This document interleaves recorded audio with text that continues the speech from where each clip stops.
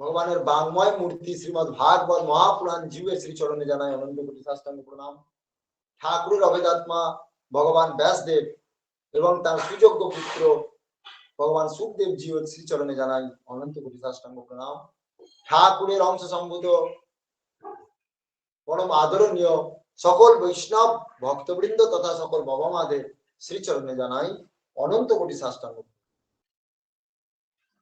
আমাদের অখিল ভারত ভাই ভাগবত সঙ্গে গুরুধামে আমরা গুরু রাধা সর্বেশ্বরের শ্রী চরণ তলায় আমরা এই পুরুষোত্তম মাসে পুরুষোত্তম ব্রত উপলক্ষে আমাদের এই সারা মাস ব্যাপী এই ভাগবত কথা আস্বাদন করবার বিশেষ সুযোগ লাভ হয়েছে। তাই আজ আমাদের পুরুষোত্তম ব্রতের দ্বিতীয় দিন পড়েছে। দ্বিতীয় দিন তা আমাদের কালকে বাচ্চু ভাই এই মাহাত্ম্য কথাটা শুনতে পাই নাই, সেই জন্য আজকে হয়তো যুক্ত হয়েছে বললে আজকে একবার শুনিয়ে দিতে, সেই জন্য আমি সংক্ষেপে একটু মাহাত্ম্য কথাটা একবার বলে দিই যে আমাদের এই পুরুষোত্তম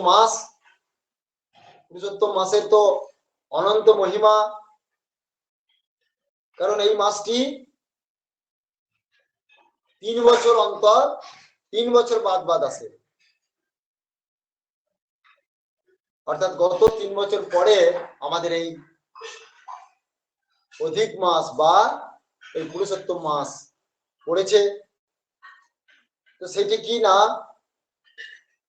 সৌর গণনা অনুসারে অর্থাৎ সূর্যের গতিপথকে কেন্দ্র করে আমাদের বছরে 365 দিনে বছর হয়, আর চন্দ্রের গতিপথকে কেন্দ্র করে 355 দিনে বছর হয়।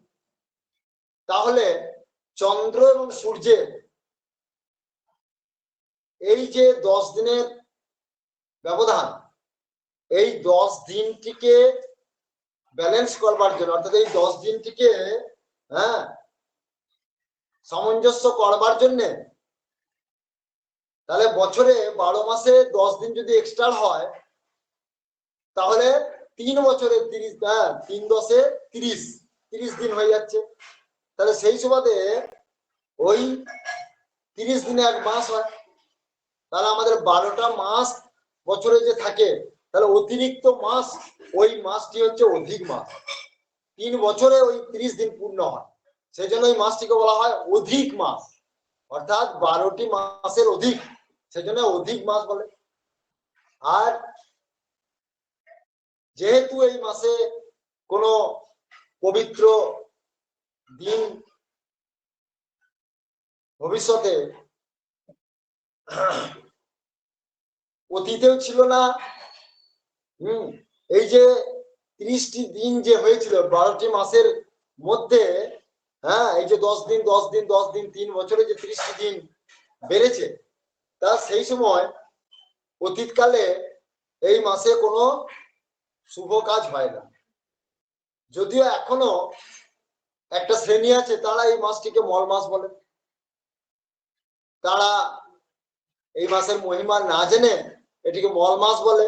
মল মানে হচ্ছে খারাপ, বজ্র পদার্থ, বর্জ্য পদার্থ বলা হয়, অর্থাৎ ত্যায্য আর কি, যেটা সেই জন্য অশুভ মাস বলে বর্ণ করা হয়। এই জন্য এই মাসে কোনো শুভ কাজ করতে নেই, এমনকি দেবতারাও এই মাসকে ত্যায্য করে দিয়েছে। সেই জন্যে এই মাসে প্রত্যেক মাসেরই একটা রূপ আছে, সেই জন্য এই মাসেরও একটি রূপ আছে, তিনি হচ্ছেন সাক্ষাৎ দেবী। তাই সেই অধিদেবী তিনি সেই বিষ্ণুর সহায়ে তিনি গোলকে কৃষ্ণের কাছে তিনি প্রার্থনা করেছেন, ক্রন্দন করতে করতে কাঁদতে কাঁদতে প্রার্থনা করেছেন যে প্রভু, আমি কি এতই খারাপ বা আমি কি এতই অপবিত্র যে আপনি আমাকে গ্রহণ করবেন না? আমি কি আপনার সেবা কাজে যুক্ত হতে পারবো না? আমিও তো আপনার দ্বারাই সৃষ্ট জীব, আমিও তো আপনারই সৃষ্ট। এই 12টা মাস যখন আপনি সৃষ্টি করেছেন, তার মধ্যে অতিরিক্ত দিনগুলো আপনার সৃষ্টি, অর্থাৎ এই জগতে যা কিছু হচ্ছে সব আপনারই সৃষ্টি। তাই আমিও আপনার বাইরে নই। সেজন্য প্রভু, তাই আপনি একমাত্র সকল জীবের মূল আধার এবং আপনি একমাত্র সকল জীবের উদ্ধারকর্তা। সেই জন্য আমাকে আপনি উদ্ধার করুন, আমাকে দয়া করে আপনার সেবায় যুক্ত করুন। এইরকম ক্রন্দন করতে করতে যখন ভগবানের শরণাপন্ন হলো, তখন সেই গোলক অধিপতি ভগবান কৃষ্ণ সেই গোলক থেকে তিনি গোলকের রাসমণ্ডলে তখন বিচরণ করছিলেন, সেখান থেকে তিনি সেই অধিক দেবীর কাছে এসে বললেন যে তোমার কিসের দুঃখ বলো। তখন বললেন যে আমাকে আপনার সেবা কার্যে যুক্ত করুন।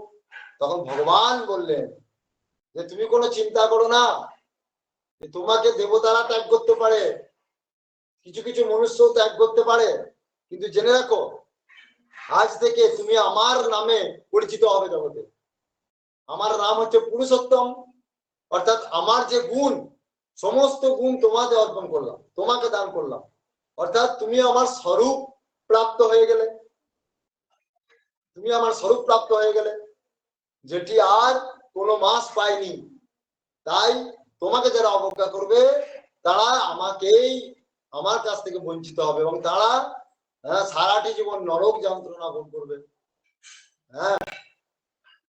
সেই জন্য আমরা কালকে শুনেছি যে এই যে কারা কারা অবজ্ঞা করেছিল, যেমন পঞ্চপাণ্ডব, দ্রৌপদী অবজ্ঞা করেছিল। তারা যাই হোক আবার সেই ভগবান কৃষ্ণের উপদেশে বা ভগবান কৃষ্ণের আদেশে তারা আবার এই ব্রত পালন করে তারা নিত্য শান্তি লাভ করছে। আর এই যে দেখুন এই মাসটা এতই পবিত্র, এতই পবিত্র, সেই জন্য আমাদের মর্তধামে পুরুষোত্তম ক্ষেত্র কোনটা বলুন তো? জানেন আমাদের মর্তধামে পুরুষোত্তম ক্ষেত্র কোনটা? কলিযুগে, বিশেষ করে কলিযুগের পুরুষোত্তম ক্ষেত্র কোনটাকে বলা হয়? পুরী, পুরীর জগন্নাথ ক্ষেত্রকে বলা হয় পুরুষোত্তম ক্ষেত্র। তো সেই জন্য দেখুন এই ওখানকার এই যে 12 বছর অন্তর অন্তর, 12 বছর অন্তর অন্তর যে ওই যে ঠাকুরের নবকলেবর হয়, তা সেই নবকলেবর কখন হয়? নবকলেবর হয় এই অধিক মাসে।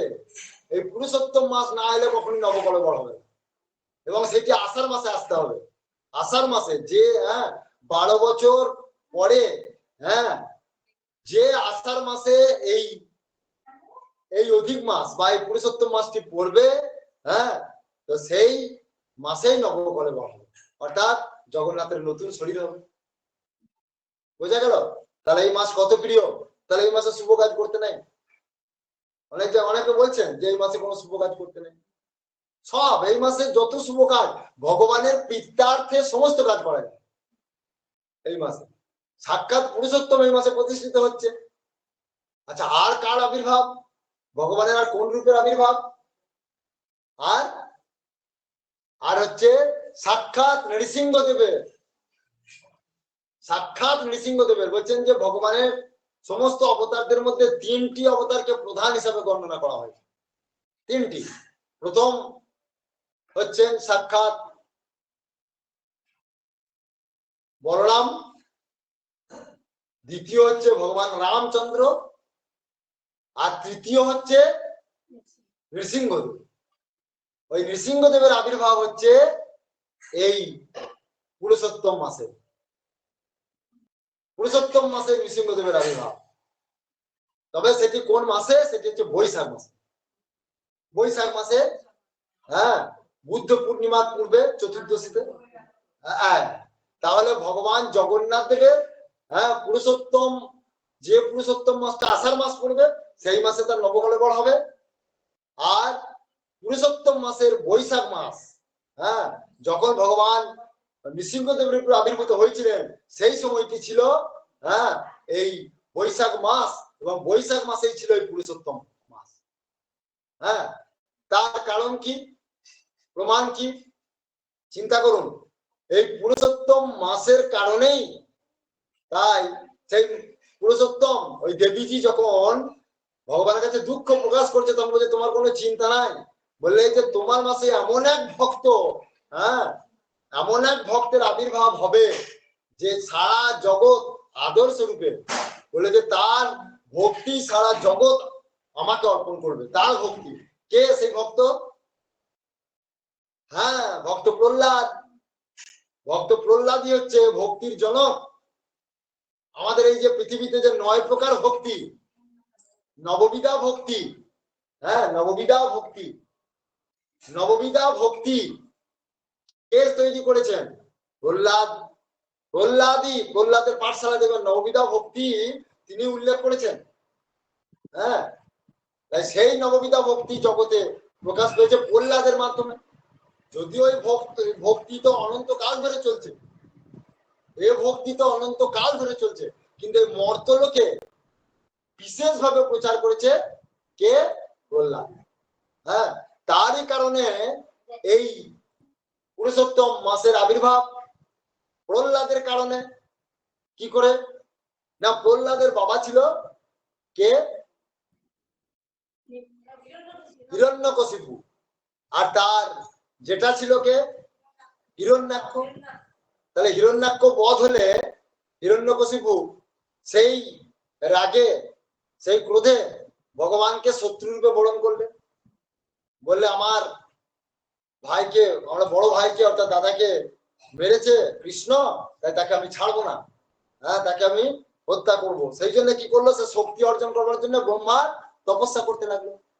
ব্রহ্মার তপস্যা করার পরে ব্রহ্মা খুশি হয়ে গেল, এমন কঠোর তপস্যা করছে যে ব্রহ্মা আসন টলে গেল। ব্রহ্মা সঙ্গে সঙ্গে এসে বললো, বৎস আমি তোমার তপস্যায় খুশি হয়েছি, তুমি বর চাও। বললেন আমি, আমাকে বর দিন হে প্রভু, আমাকে অমরত্ব করুন, আমি অমর হয়ে থাকতে চাই। তখন বলছেন ওটি তো আমার দ্বারা হবে না। বলছে ওটি তো আমার দ্বারা হবে না। বলছে কারণ আমি তো নিজেই অমর নই, আমি তো নিজে মরণশীল, আমি তো অমর নই। ভগবান হ্যাঁ এই জগতে ব্রহ্মা থেকে সমস্ত মনুষ্য জাতি এমনকি কীট পতঙ্গ পর্যন্ত সবাই জীব। ব্রহ্মাও জীব, কিন্তু ব্রহ্মা হচ্ছে উত্তম জীব, তার আয়ু বেশি।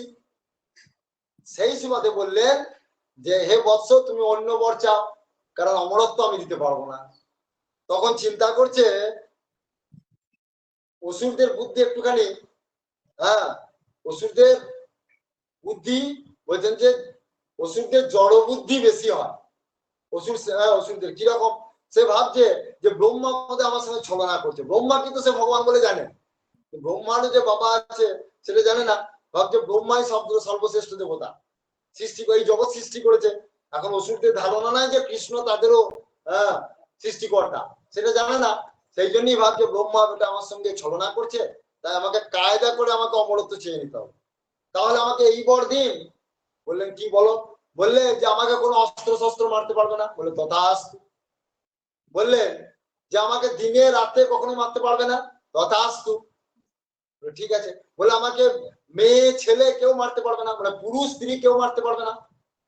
তথাস্তু। তা বললো, তারপরে বললো যে আমাকে জলে স্থলে কোথাও মারতে পারবে না, এমনকি আকাশে অন্তরিক্ষে কোনো জায়গাতেই মারতে পারবে না ওইসব জায়গায়। বলে তথাস্তু। তখন বললেন যে আমাকে সারা বছরে 12টা মাস আমাকে মারতে পারবে না। বলে তথাস্তু। তাই বললে আমাকে দিনে এবং রাত্রেবেলা মারতে পারবে না। তথাস্তু। বলে আবার কি, আমি তো আমি তো অমর হয়ে গেলাম। বললে যে বেটা দিতে চাইছিল না, আমি কায়দা করে নিয়ে নিলাম। বলে ঠিক আছে প্রভু। তখন সঙ্গে সঙ্গে বলে আমি অমর, আমি অমর। আর যেই শক্তি লাভ হয়ে গেছে, ব্যাস দেবতাদের প্রতি আক্রমণ শুরু। তারপরে শুধু তাই নয়, যারা ভগবান কৃষ্ণের উপাসনা করছে, বিষ্ণুর উপাসনা করছে, নারায়ণের উপাসনা করছে, তাদেরকে তিনি মারধর করতে লাগলেন, অত্যাচার করছেন, তাদেরকে হত্যা পর্যন্ত করতে লাগলেন। আর তারই যে ঘরে তার ছেলে যে শত্রু, সেটা তো আর তিনি পরবর্তী ক্ষেত্রে সেটা দেখতে পেলেন যে তার ছেলেই তার বড় শত্রু। তিনি ঘোষণা করার পর রাজ্যে ঘোষণা করে দিলেন যে এই জগতে এই আমার রাজ্যে একমাত্র শ্রেষ্ঠ ভগবান আমি হিরণ্যকশিপু। আর এছাড়া কৃষ্ণ বিষ্ণু নারায়ণকে যারা ভজনা করবে তাদেরকে আমি হত্যা করে ছাড়বো। আর সঙ্গে সঙ্গে দেখলো যে তার বাড়িতেই তার শত্রু ছেলে। ছেলে তখন কি করলো, সে তো দিন রাত্রি কৃষ্ণ কৃষ্ণ নাম করে, কৃষ্ণ কৃষ্ণ নাম করে। একদিন বাবা ছেলেকে বললো, দেখ বেটা, তুই এই নাম করিস না, এটা আমার শত্রুর নাম, তোকে যদি নামই করতে হয় তুই আমার নাম যশ কর, আমার নাম গুণগান কর। ছেলে বললো, বাবা এই জগতে ভগবান কৃষ্ণ ছাড়া আর কিছু স্থায়ী নয়, এই জগতে সব অস্থায়ী। বলে তুমিও অস্থায়ী, আমিও অস্থায়ী, এই জগতে সব অস্থায়ী, একমাত্র ভগবানই স্থায়ী। সেই জন্য ভগবানকেই ধরে থাকতে হয়, ভগবানকেই স্মরণ করতে হয়, ভগবানের সেবা করতে হয়, ভগবানের নাম গান করতে হয়। তখন বললো, দেখ বেটা, তুই আমার কথা যদি না শুনিস তাহলে তোকে কিন্তু আমি হত্যা করবো। তো বাবার কথা শুনলো না। তখন তার মন্ত্রীদেরকে আদেশ করলো, বললো একে পাহাড় থেকে ছুড়ে দে। পাহাড় থেকে ছুড়ে দিল, সেখানে ভগবান বাঁচিয়ে দিল। বললো একে বিষাক্ত সাপের ঘরে প্রবেশ করা, সেখানে সাপে দংশন করলো না, সেখানে সাপ তাকে আলিঙ্গন করলো, আর সবেতেই তিনি সেই কৃষ্ণ নাম করে যাচ্ছে। তারপর খেপা হাতির পায়ের সামনে নামিয়ে দিল, খেপা হাতি তার সঙ্গে নামে নৃত্য করতে আরম্ভ করলো। এইভাবে জলের মধ্যে পাথর বেঁধে তাকে রাখলো, সেখানেও বরুণ দেবতা তাকে আলিঙ্গন করে রাখলো। বলে আহা, আমার কি ভাগ্য, এরকম ভক্তের আমি স্পর্শ পাচ্ছি। এইভাবে আগুনের মধ্যে, সেখানে তো তার পিসি, তাই আগুন নিয়ে তাকে বসেছিল। তার পিসির বর ছিল ব্রহ্মার বা অগ্নিদেবের, যাই হোক, তার বর ছিল যে আগুন থেকে তার মৃত্যু হবে না। কিন্তু যেহেতু প্রহ্লাদকে তিনি মারতে উদ্যত হয়েছিলেন বৈষ্ণবকে, তো সেই জন্য সেই পিসি মরে গেল সে আগুনে পুড়ে, কিন্তু প্রহ্লাদের কিছু হলো। তারপর তাকে বিষ দেওয়া হলো, সেই বিষ অমৃত হয়ে গেল কৃষ্ণ নামে। এইভাবে প্রহ্লাদকে মারতে পারলো না। যখন তার বাবা দেখলো, তখন তার বাবা বললো, আরে তোর ভগবান কোথায় আছে, তোর ভগবান কোথায় আছে বেটা বলতো। বলে আমার ভগবান সর্বত্র আছে। বলে সর্বত্র আছে, একটা একটা স্তম্ভকে, একটা একটা খুব রত্নখচিত স্তম্ভ, রাজার বাড়ি তো, রাজা হরিণকেশব রাজা, তো সেই বাড়ির একটা স্তম্ভকে দেখিয়ে বললো যে এইখানে আছে। ভগবান বলে হ্যাঁ। বলে দেখ তোর ভগবানকে কি করছে। এমন সজোরে এক পদাঘাত করলো সেই স্তম্ভে, সেই স্তম্ভ ভেঙে একবারে বিকট আকারে আমাদের ভগবান কৃষ্ণ এক নতুন রূপ ধারণ করলেন, যাকে বলে নরহরি বা নরসিংহ। তো সেই সেখান থেকে বেরিয়ে এসে কি করলো, সেই হিরণ্যকশিপুকে বধ করে দিলেন। যখন বধ করছেন তখন বলছেন যে তুমি আমাকে মারতে পারবে না, তুমি কোন দেবতা, তুমি আমার সঙ্গে ছলনা করছো এইসব রূপ ধারণ করে, তুমি আমাকে মারতে পারবে না, আমি অমর। তখন ভগবান কৃষ্ণ ওই নরসিংহ রূপে বলছে যে দেখো, আমি তোমাকে অস্ত্র শস্ত্রে মারছি না, আমি তোমাকে নখ দিয়ে মারছি। বলে বলে দিচ্ছে, ভগবান ফাঁক রাখেন না। ভগবান তো অধার্মিক নন, তিনি ধর্মকে স্থাপন করছেন, সেই জন্য তিনি কারোর সঙ্গে বিদ্রোহ করবেন না। সেই জন্য তিনি বোঝাচ্ছেন, দেখো তোমার এক একটা বর তোমার কিভাবে আমি ধ্বংস করছি, দেখো তুমি তুমি অস্ত্র শস্ত্রে মরবে না, তোমাকে নখের আঘাতে মারছি। তুমি দিনে রাতে মরবে না, তুমি গোধূলি লগ্নে তোমাকে মারছি। তুমি ঘরের বাইরে এবং ঘরের ভিতরে মরবে না, তোমাকে আমি চৌকাঠে মারছি। তুমি জলে স্থলে মরবে না, তোমাকে আমার কোলেতে মারছি। তুমি আকাশেও মরবে না, তোমাকে আমার কোলেতে মারছি। ঠিক আছে, আচ্ছা তুমি 12টি মাসের মধ্যে মরবে না, এইটা হচ্ছে আমার অধিক মাস, পুরুষোত্তম মাস, আজকে যার কথা বলা হচ্ছে, এই পুরুষোত্তম মাসে তোমাকে মারছি। ঠিক আছে, আর এই বলে একদম তার নখ দ্বারা তার উদর বিদীর্ণ করে দিল। আর সঙ্গে সঙ্গে আকাশ থেকে পুষ্প বৃষ্টি হচ্ছে। তাই আমাদের এই যে ইয়েতে আছে না, গোপাল শাস্ত্র নামে প্রহ্লাদ নরসিংহ, কি আছে না প্রহ্লাদটা, এটা প্রহ্লাদ বরদ সত্য দেব পূজ্য অভয়ঙ্কর। প্রহ্লাদ বরদ সত্য দেব পূজ্য অভয়ঙ্কর। হ্যাঁ বলুন বলুন। প্রহ্লাদ বরদ সত্য দেব পূজ্য অভয়ঙ্কর। দেব পূজ্য অভয়ঙ্কর। অর্থাৎ প্রহ্লাদ বরদ সত্য, মানে প্রহ্লাদ যে বর পেয়ে তিনি সত্য স্বরূপ ভগবানকে ধরেছিলেন, তার কাছ থেকে তিনি আদর পেলেন। প্রহ্লাদ বরদ সত্য দেব পূজ্য অভয়ঙ্কর, তিনি অভয় পদ প্রাপ্ত হয়ে গেলেন, আর দেবতারাও তাকে অর্চনা করছেন। নরসিংহ মহাবীর স্তম্ভজাত মহাবল প্রহ্লাদ বরদ সত্য দেব পূজ্য অভয়ঙ্কর। হ্যাঁ, নরসিংহ মহাবীর স্তম্ভজাত মহাবল। হ্যাঁ, তো সেই নরসিংহ এমন মহাবল, হ্যাঁ, বলশালী রাজাকেও, হ্যাঁ, তাকে হত্যা করে দিল। তাই যাই হোক, তো সেই আমরা এই অধিক মাসে বা পুরুষোত্তম মাসে আমরা সেই ভগবত কথা আমরা শ্রবণ করছি, হ্যাঁ, এবং ভক্তের কথাও শ্রবণ করছি। সেই জন্য আমাদের গুরুদেব বলতেন যে এই মাসটিকে কখনোই মল মাস বলবে না, মল মাস বলতে নাই, বলে এটি হচ্ছে অতি শুভ মাস। সেই জন্য তিনি দেখুন ফেস্টুনে লিখেছেন, বিশ্ব পিতার সর্বজীবের অর্থাৎ সকল মানব মানবীর মনের ময়লা ঘুচানোর পালা এই শুভ মল মাসে। আমাদের এই জগতে যেহেতু সবাই মল মাস বলে জানেন, সেই জন্য গুরুদেব মল মাসের সঙ্গে শুভ কথাটা যুক্ত করে দিয়েছেন। হ্যাঁ, তাই এটি হচ্ছে পুরুষোত্তম মাস। এই মাসে যে যা করবে তার অনেক বহু ফল। যদি প্রাতঃ স্নান করেন, অর্থাৎ যদি সূর্যোদয়ের পূর্বে যদি স্নান করতে পারা যায়, তা বলছে কুম্ভ স্নানের ফল পাওয়া যায়। কুম্ভ স্নান মানে বলছে অন্য সময়ে গঙ্গা স্নান করার যে ফল, হ্যাঁ, সেই গঙ্গা স্নানের 12,000 গঙ্গা স্নানের ফল, হ্যাঁ, এই পুরুষোত্তম মাসের একদিনে পাওয়া যাবে। সেটিকে কুম্ভ স্নান বলা হয়। তাই যদি, তবে স্নানটি করতে করতে ভাবতে হবে, সহজ মন্ত্র হচ্ছে ভগবান তোমার প্রীত্যর্থে তোমার ভক্তি পাওয়ার জন্য আমি স্নান করছি, তাহলে এই ফল প্রাপ্ত হয়ে যাবে। হ্যাঁ, এই গেল। তাছাড়া অন্যান্য তো সমস্ত মাসের থেকে, হ্যাঁ, পুরুষোত্তম মাসের ফল অধিক। অধিক মাস বলে অধিক অধিক অধিক, মানে মাহাত্ম্য কথা, হ্যাঁ, মানে বলে বোঝানো যাবে না, এত মাহাত্ম্য। কালকে তো প্রচুর মাহাত্ম্য কথা হয়েছে। যাই হোক, তা এই পুরুষোত্তম মাস 3 বছর অন্তর আসে, এবং এইটি হচ্ছে ভগবানের এক বিশেষ সুযোগ, লটারির মতো বিশেষ সুযোগ দেন ভগবান আমাদেরকে ভক্তি পথে আনবার জন্য। এই একটি মাস বিশেষ সুযোগ দেন, মানে এইটি, হ্যাঁ, আমার মতো অতি সাধারণ ব্যক্তির পক্ষে একটি বিশেষ সুযোগ, কারণ ভগবানকে পাওয়ার। এই মাসে যদি কেউ সারা মাস ধরে যদি কেউ সর্বদাই যদি দিন রাত্রি নামে ডুবে থাকে, সর্বদাই যদি ভগবানের চিন্তা করে, সর্বদাই যদি ভগবানের প্রসাদ পায়, হ্যাঁ, তাহলে কি হবে? ভগবানের প্রেম, ভক্তি, কি ভক্তির ঊর্ধ্বে প্রেম, যেটা ব্রজ প্রেম, হ্যাঁ, ভক্তির ঊর্ধ্বে, অর্থাৎ যে ভক্তি বৃন্দাবনের ভাগ্যে দেয়, সেই ভক্তিকে প্রেম বলা হয়। সেই প্রেম প্রাপ্ত হয়ে যাবে। হ্যাঁ, এই এই মাসের এত মাহাত্ম্য। তাই এই মাসের ভগবানের কথার মধ্যে ভাগবত কথাই হচ্ছে সব থেকে উত্তম। সেই জন্য আমাদের গুরুদেব, হ্যাঁ, যখনই এই মাস আসতো সারা মাস ধরে তিনি এই ভাগবত কথা আস্বাদন করেন। যাই হোক, আমরা এখন আসি ভাগবত কথার মাহাত্ম্যটা একটু আসি, তারপরে আমরা গুরুদেবের গ্রন্থেতে যাবো। একবার আগে মাহাত্ম্যটা শুনে নি।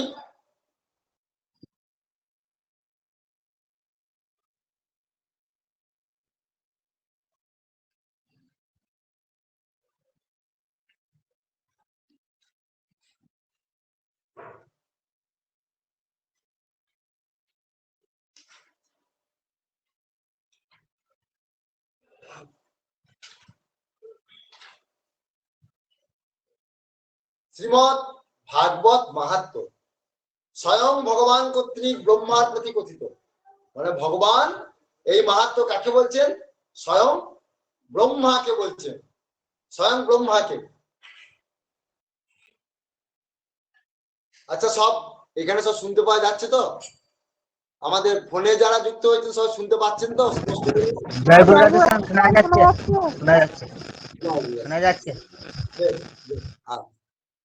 আমরা তাহলে আজকে শ্রীমৎ ভাগবত মাহাত্ম্য কথা আমরা পাঠ করছি। এই মাহাত্ম্য কথা কে কাকে বলছেন?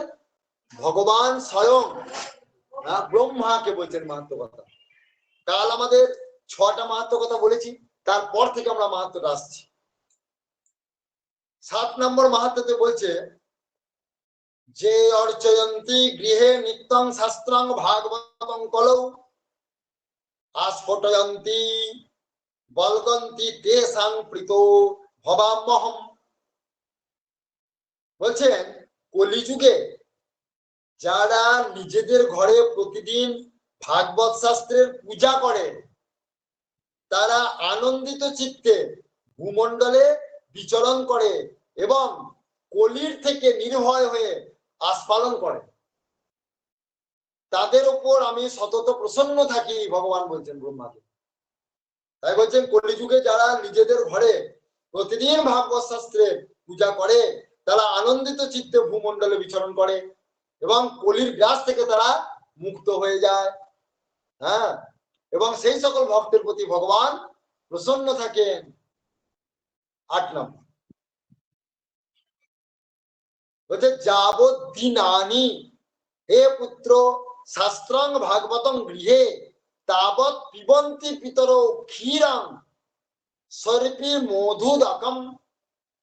দেখুন কি গুরুত্বপূর্ণ শ্লোক, দেখুন বলছে হে পুত্র,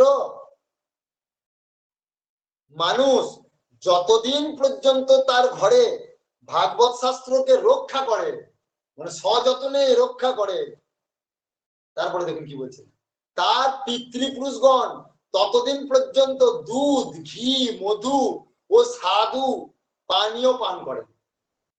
বুঝতে পারছেন? তাহলে ভাগবতকে যারা ঘরে খুব আনন্দ যত্ন সহকারে বা আনন্দিত চিত্তে না শ্রদ্ধা সহকারে এই ভাগবতকে রক্ষা করে, তাদের পিতৃপুরুষগণ যে যেখানেই থাকুক না কেন, পিতৃপুরুষগণ তাদের কর্মফল অনুযায়ী যেখানেই থাকুক না কেন, হ্যাঁ বলে তারা ততদিন পর্যন্ত দুধ, ঘি, মধু একবারে সুস্বাদু খাবার তারা পেয়ে যাবেন। চিন্তা করতে পারছেন কি মাহাত্ম। 9 নম্বর যচ্ছন্তি বৈষ্ণবে ভক্তা শাস্ত্রং ভাগবতী যে কল্পকোটি সহস্রাণি মম লোকে বসন্তিতে। বলছেন বিষ্ণু ভক্ত মানুষকে যে ভক্তিযুক্ত চিত্তে ভাগবত শাস্ত্র দান করে সে সহস্র কোটি কল্প পর্যন্ত অনন্তকাল আমার বৈকুণ্ঠ ধামে নিবাস করে। চিন্তা করুন, ভগবান বলছেন অর্থাৎ যে বৈষ্ণবকে হ্যাঁ ভক্তিযুক্ত চিত্তে ভাগবত শাস্ত্র দান করে সে সহস্র কোটি কল্প পর্যন্ত বৈকুণ্ঠ ধামে নিবাস করে। 10 নম্বর যে অর্চয়ন্তি সদা গৃহে শাস্ত্রং ভাগবতং নরা প্রিণীতাশ্চৈশ্চ বিবুধা যাবদা ভূত সংপ্লবম। নিজ গৃহে ভাগবত শাস্ত্র পূজনকারী ব্যক্তি এক কল্প পর্যন্ত সমস্ত দেবতাদের পরিতৃপ্ত করে।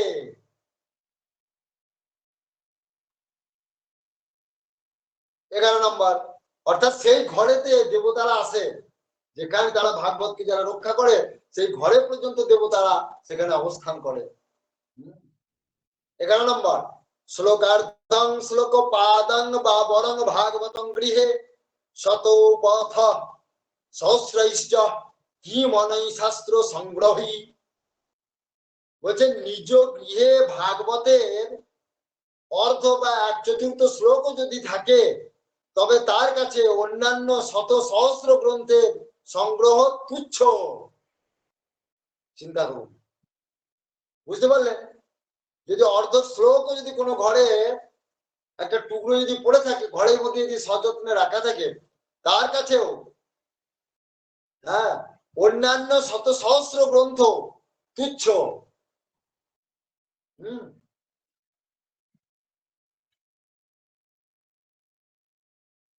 তাই বলছেন ন যস্য তিষ্ঠতে শাস্ত্রং গৃহে ভাগবতং কলৌ ন তস্য পুনরাবৃত্তি জাম পাসাত কদাচন। বলছেন কলিযুগে যার গৃহে ভাগবত শাস্ত্র না থাকে যমপাস থেকে তার কখনো মুক্তি নেই। ঠিক আছে? তাহলে এখন প্রশ্ন, ভাগবত শাস্ত্র কিভাবে ঘরে রাখবেন? সব থেকে সহজ পন্থা কি? এখন আপনি ভাগবত সেট যদি কিনতে চান তাহলে আপনার 6,000 7,000 বা ততোধিক বেশি দাম পড়বে। আর সেই আপনি অতি সহজেই যদি ঘরে রাখতে চান তাহলে আমাদের ভাগবতী কথা রাখলেই একবারে পূর্ণ ভাগবত রেখে যাবে। শুধু তাই নয়, 140টা গ্রন্থ গুরুদেবের যে বই ঘরে থাকবে অর্থাৎ ভাগবতী থেকে যাবে। হ্যাঁ,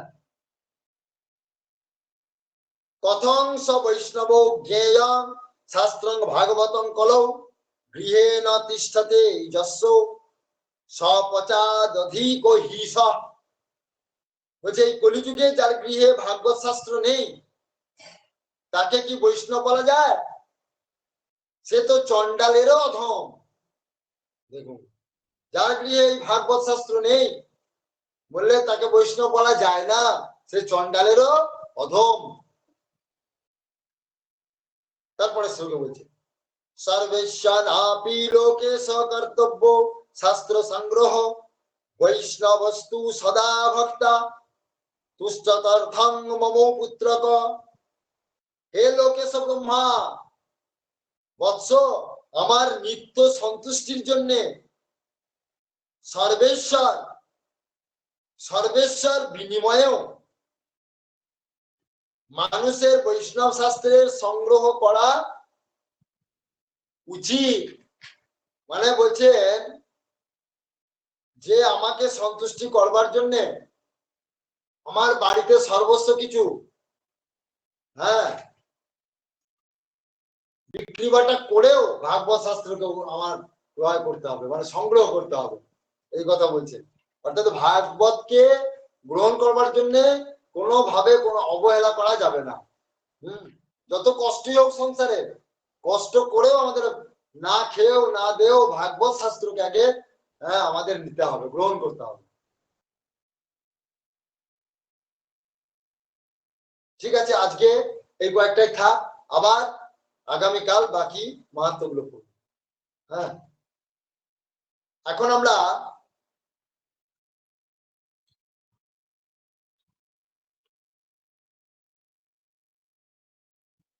ঠিক করছি যে আমাদের এই জগৎ সংসারের স্রষ্টা ভগবান, তিনি এই জগৎ সংসারকে রচনা করেছেন। তাই সংসার কিভাবে রচনা করেছেন? এই সংসার রচনা করেছেন মাতা পিতার মাধ্যমে। হ্যাঁ, অর্থাৎ স্বামী স্ত্রীর প্রণয়ের মাধ্যমে এই জগৎ সংসার চলছে।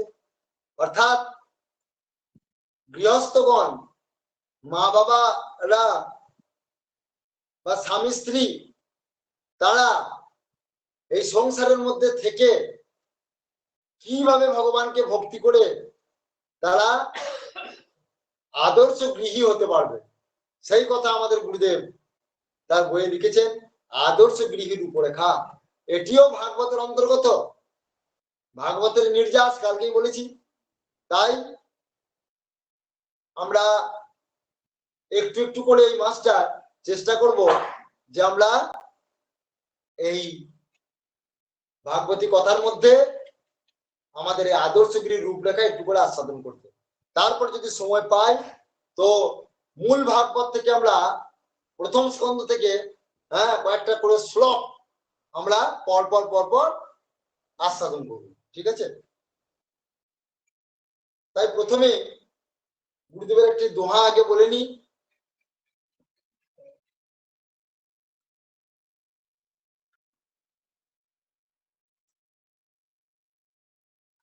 বলছেন একটি দোহা, धर्म छर, बच्चे धर्म छर करम छर, छर अपने भोग का आस, कृष्ण चरण में लाग रहो जिससे टूटे माया पास।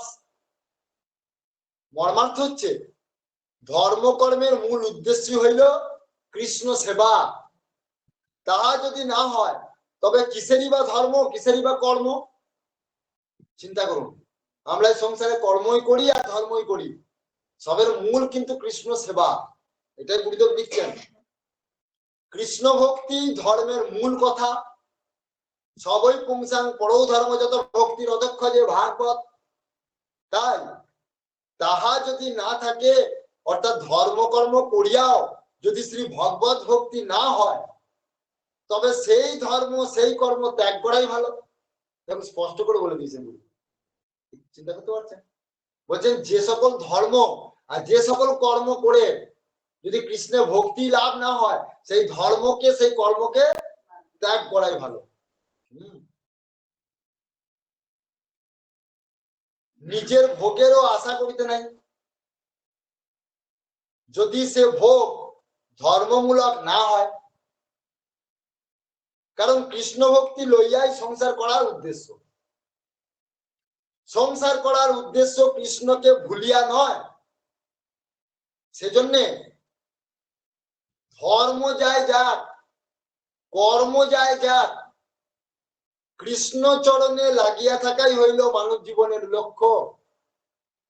তাহাতে আর মায়াবন্ধন থাকে না। কৃষ্ণ চরণকে আশ্রয় করিয়া সংসার করিলে সংসার করাও হয়, আর মায়া পাশ সংসার আসক্তিও ধ্বংস করা হয়। মামেব যে প্রপদ্যন্তে মায়া মেতান তরন্তিতে, ভগবান গীতাতে বলেছেন যে আমার শরণাপন্ন হয় আমি তাকে মায়াকে অতিক্রম করিয়ে দিই, অর্থাৎ তাকে মায়া স্পর্শ করতে পারে না। তাহলে এখন কৃষ্ণকে সহজে আমরা কিভাবে বুঝবো? আমরা সেই সদ্গুরুর চরণ আশ্রয় করে। এই সদ্গুরুই হচ্ছেন সাক্ষাৎ ভগবান কৃষ্ণ, আমাদের গুরুদেবী হচ্ছেন সাক্ষাৎ ভগবান কৃষ্ণ। তাই গুরুদেবের আদেশের মাধ্যমে, গুরু সেবার মাধ্যমে আমরা সেই তারই সেই গোলক অধিপতি যে মুরলীধর শ্যাম সুন্দর মদন মোহন যে মূর্তি, সেই দেখবো আমরা সেই গুরুর আদেশ যদি আমরা পালন করতে পারি, গুরুর সেবায় যদি নিত্য যুক্ত হতে পারি, তাহলে আমরা একদিন দেখতে পাবো যে সেই মুরলীধর কৃষ্ণই সাক্ষাৎ ঠাকুর হেমন্তদেব। তাই যখনই আমরা একটা কথা আমি বলি, যখনই আমরা কৃষ্ণ কথা আলোচনা করব, নারায়ণ কথা আলোচনা করব, ভগবানের কথা আলোচনা করব, তখন আপনারা সকলেই ধরে নেবেন যে গুরুর পন্থায় আমাদের পন্থা, যে সকলেই ওই গুরুর ওপর সেই ভাবটি আরোপ করতে হবে, এবং সেটি সেই আস্বাদনটা আরো মধুরের থেকেও মধুর হবে। মধুর মেতা, মধুরের থেকেও মধুর হবে সেই আস্বাদন। যাই হোক, এখন আমরা আদর্শ গৃহের রূপরেখাটা একটু আস্বাদন করি। আর একটি কথা, যে এই যে পুরুষোত্তম মাসের পালন কি, ওইটাও জানতে চেয়েছিল, এটা মনে পড়ে গেল। পুরুষোত্তম মাসের পালন বিশেষ করে বলা হয়েছে কাঁসার পাত্রে এই মাছটা খাওয়া যাবে না, ঠিক আছে? কোনো কিছু গ্রহণ করা যাবে না কাঁসার পাত্রে, আর মধু খাওয়া যাবে না। আর একটি বিশেষ যেটি হচ্ছে এই মাসে চুল, নখ, দাড়ি এই না কাটাই উত্তম। যদি এটাকে পালন করতে পারেন তাহলে উত্তম লাভ হবে, এই আর কি। তাই এই সকল নিয়মগুলি যতটা আমরা মানতে পারবো ততটাই আমাদের লাভ। ঠিক আছে, আমরা এবার প্রবেশ করছি। আর প্রত্যেকটি মাসে যেন নিরামিষ খাওয়া হয়। যারা যে সকল আমিষাশী যারা রয়েছেন তাদের পক্ষে একটি বিনম্র নিবেদন যে তারা এই মাসটির সুযোগ হারাবেন না, এই মাসটি অন্তত পক্ষে নিরামিষ করুন। অনেক অংশে আপনি ভগবানের প্রিয় হতে পারবেন। আর অধিক থেকে অধিক নাম জপ, অন্য মাসের থেকে বেশি করে নাম, মানে অধিক মাস বলে আমি আগে যা যা আচরণ করতাম শুভ আচরণ গুলি সবই অধিক বেশি করে বাড়ানোর চেষ্টা করতে হবে। ওই মাসে যেভাবে নাম করতাম এই মাসে আরো বেশি করে নাম করতে হবে, তার থেকে ওই মাসে যেভাবে জব করতাম তার থেকে বেশি করে জব করতে হবে। ঠিক আছে, আদর্শ গৃহের রূপরেখা আজ আমরা ভূমিকাটা একটুখানি আসতে পারবো, তারপর কাল থেকে আমরা আবার প্রবন্ধতে যাবো। আজকে আমরা ভূমিকাটা আমাদের ভগবান কি বলছেন একটু শুনে নি।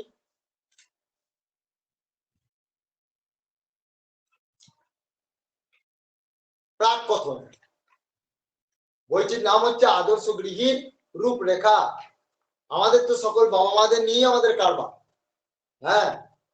গুরুদেব বলেছেন যে ভগবান এই সংসারে কাদেরকে রক্ষা করবার জন্য আসেন? ভগবান গীতায় বলেছেন যদা যদা হি ধর্মস্য গ্লানির ভবতির ভারত অভ্যুত্থানাম অধর্মস্য তদাত্মনং সৃজাম্যহং পরিত্রাণায় সাধুনাম, কোন সাধুদের পরিত্রাণ করবার জন্য? বিনাশায় চ দুষ্কৃতম ধর্ম সংস্থাপনার্থায় সম্ভবামি যুগে যুগে। যুগে যুগে তিনি আসছেন সাধুদেরকে রক্ষা করবার জন্য। কোন সাধুদেরকে বলুন তো? এই গৃহস্থ সাধুদেরকে। বলেন যারা গৃহত্যাগী, সংসার ত্যাগী যারা সাধু, তাদের তো আর বিশেষ লক্ষ্য দেওয়ার ভগবানের প্রয়োজন হয় না, কারণ তারা তো ভগবানকে নিয়ে সর্বদাই রয়েছে। কিন্তু সব থেকে বাহাদুরি হচ্ছে সংসারী ভক্তরা। তারা ভগবানের সংসারকেও দেখছে, আবার ভগবানকেও দেখছে। সেই জন্য এই বাহাদুরি ভক্তদেরকে, এই সংসারী ভক্তদেরকে রক্ষা করবার জন্যই ভগবানের বিশেষ আগমন। এই জন্য বারবার তিনি কোনো না কোনো অবতারে আসেন। বিশেষ করে সদ্গুরু রূপে তিনি প্রকট হচ্ছেন। সদ্গুরু রূপে তিনি কি সন্ন্যাসীদেরকে মন্ত্র দিচ্ছেন? সদ্গুরু রূপে তিনি গৃহস্থ মা বাবাদেরকেই মন্ত্র দিচ্ছেন। হ্যাঁ, তাহলে তাদেরকে রক্ষা করবার জন্য, হ্যাঁ, সেই জন্যে সেই ভগবান কিছু সিস্টেম করেছেন যে তার প্রিয় হবার জন্য গৃহী ভক্তদেরকে কিভাবে কি শুভ আচরণ করতে হবে, শুভ পথ গ্রহণ করতে হবে, সেই কথাই তিনি তার লেখা আদর্শ গৃহীর রূপরেখাতে বলেছেন। আর এটাও বলেছেন যে গৃহস্থ জীবন, গৃহস্থরা বা গৃহীজন, গৃহী মা বাবা জন বা স্বামী স্ত্রীগণ, তারা গৃহস্থ ধর্ম পালন করেও শুদ্ধ ভাবে ভগবান কৃষ্ণে যুক্ত হয়ে গুরুদেবের আদেশ পালন করে তারা ভগবানের শ্রেষ্ঠ ভক্ত হতে পারে। যেমন কি শ্রেষ্ঠ ভক্ত হচ্ছে গোপী ভাব, বৃন্দাবনের ভাগ্য যেতে পারি, বৃন্দাবনের যে মধুর রসের উপাসনাও, হ্যাঁ, গৃহ ভক্তরা, হ্যাঁ, সেই ফল, সেই মধুর ভাবে প্রবেশ করতে পারে গুরু কৃপাতে। তাই ঠিক আছে, আমরা এখন সেই কথায় আস্বাদন করি। প্রাক কথনটা পড়ি। সেখানে আমাদের গুরু ভগবান বলছেন, আপন আচরণে সমাজকে আনন্দ দেওয়াই আদর্শ গৃহীর কাজ। ঠিক আছে, আপন আচরণে সমাজকে আনন্দ দেওয়াই আদর্শ গৃহীর কাজ। মানব সভ্যতার মূল সংযম, অর্থ নয়। চারিত্রিক গুণ বা সংযমই মানুষকে লোক পূজ্য করে। বোঝা গেল? আবার বলছি, বলছে মানব সভ্যতার মূল সংযম কিন্তু অর্থ নয়। মানে মূল সংযম অর্থটাই নয়, টাকা করি, হ্যাঁ, শুধু আমাদের সংযত হওয়া, টাকা করিকে শুধু সংগ্রহ করা, এটাই আমাদের মূল সংযম নয়। চারিত্রিক গুণ বা সংযমী, হ্যাঁ, মানুষকে লোক পূজ্য করে। আমাদের চরিত্রের মানে সুচরিত্র, ভালো গুণগুলোই আমাদের, হ্যাঁ, লোক পূজ্য করে। নিষ্কলুষ চরিত্রই সংসারের আদর্শ স্থল, অর্থাৎ যেটাতে কলুষতা নাই। চরিত্রহীন স্ত্রী ও পুরুষ কোনোদিনই সংসারের মঙ্গলকর বা আদর্শ হইতে পারে না। বলেন চরিত্রহীন পুরুষ বা স্ত্রী কোনোদিনই সংসারে মঙ্গলকর বা আদর্শ হইতে পারে না। যেখানে আছে মানবতার বিকাশ, সেইখানেই আছে নির্মল চরিত্র, ত্যাগ, প্রেম ও সংযম। যে গৃহীর ইন্দ্রিয় বীজগণ অসংযত, তাহার পক্ষে লক্ষ্য ভেদ করা শক্ত ব্যাপার। বোঝা গেল? যে গৃহীর ইন্দ্রিয় বীজগণ, ইন্দ্রিয় বলতে কোনগুলোকে বোঝাচ্ছে বলুন তো? হ্যাঁ, 10টা ইন্দ্রিয়, চোখ, কান, নাক, হ্যাঁ, জিহ্বা, ত্বক, 5টা ইন্দ্রিয়, এগুলো তো বলা হয়, এগুলোকে বলা হয় কর্মেন্দ্রিয়। আর একটি আছে, একটি হচ্ছে কর্মেন্দ্রিয়, আর একটি হচ্ছে জ্ঞানেন্দ্রিয়। যেমন, হ্যাঁ, বায়ু, উপস্থ, হ্যাঁ, পাদ, পানি আর ত্বক, 5টা। আর ত্বকটা কর্মেন্দ্রিয় নয়? হ্যাঁ, আবার বলি, আচ্ছা,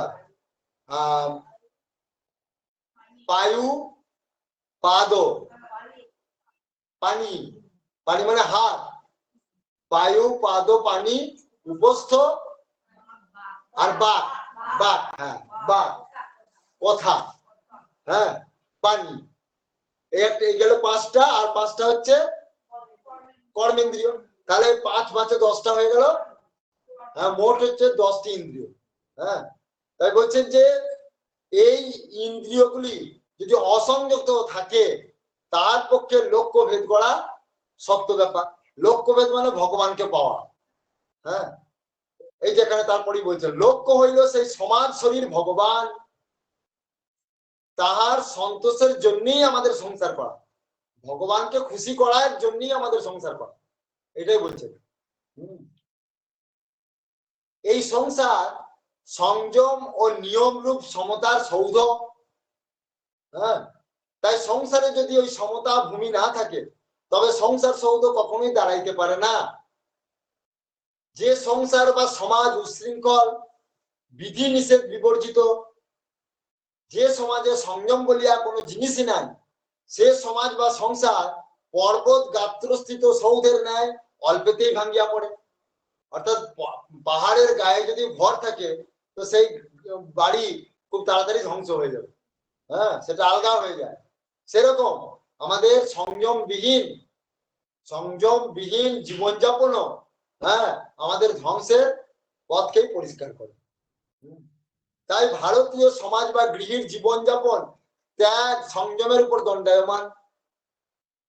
কর্মফলে বিশ্বাস স্থাপনও ভারতীয় শিক্ষার বৈশিষ্ট্য।